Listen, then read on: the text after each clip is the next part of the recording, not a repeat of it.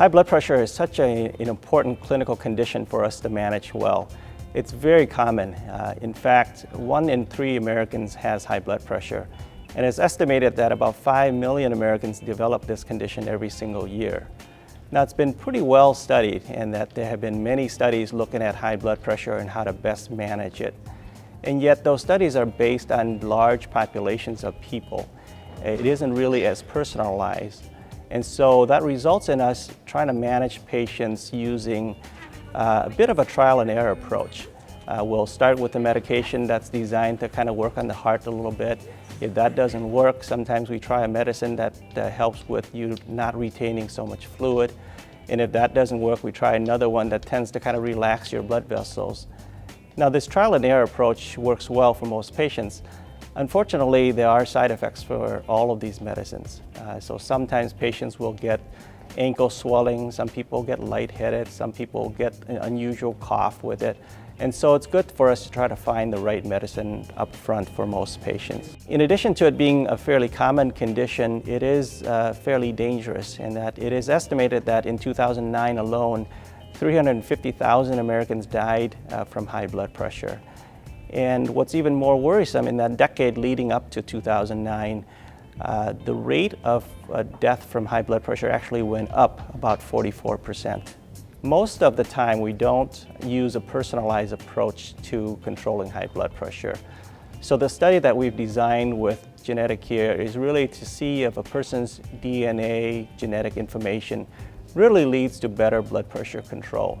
Hypertension or high blood pressure is primarily caused by genetics. This is important because if a disease is caused by genetics, then you can use genetics to help to guide therapy.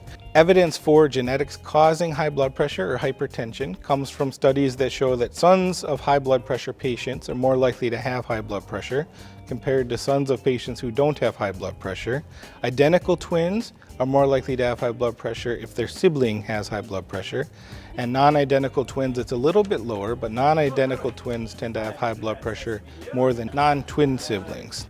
There's a upside-down U-shaped or a bell-shaped response rate to high blood pressure therapy or antihypertensive therapy, meaning that most people sit right in the middle where their blood pressure goes down a little bit, but some individuals have a slight increase in blood pressure when they try an antihypertensive therapy. Response rate to therapy is defined when a patient gets their blood pressure below 140 over 90, 140 being the top number and 90 being the bottom number or diastolic blood pressure.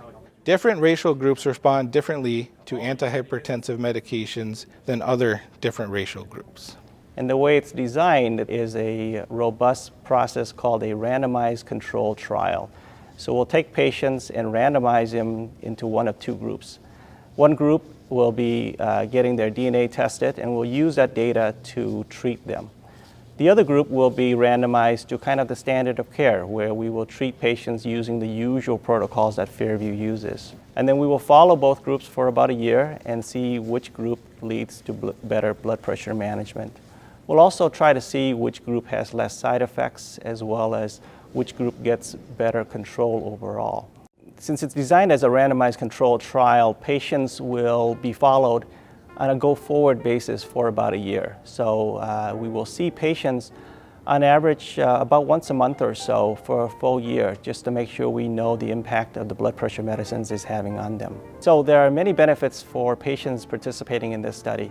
They get the results of the genetic testing for free. They will get all of the study visits for free as well. And then we also reimburse each participant about $100 total for their participation in the study. Now, in general, these medicines are well tolerated. Most patients don't have any issues, and yet some patients do develop side effects from medicines. Some of them can cause kidney injury. Some can cause people to have more swelling of the ankles. Some people get a bit of a cough. And so there are some side effects to the medications that we use.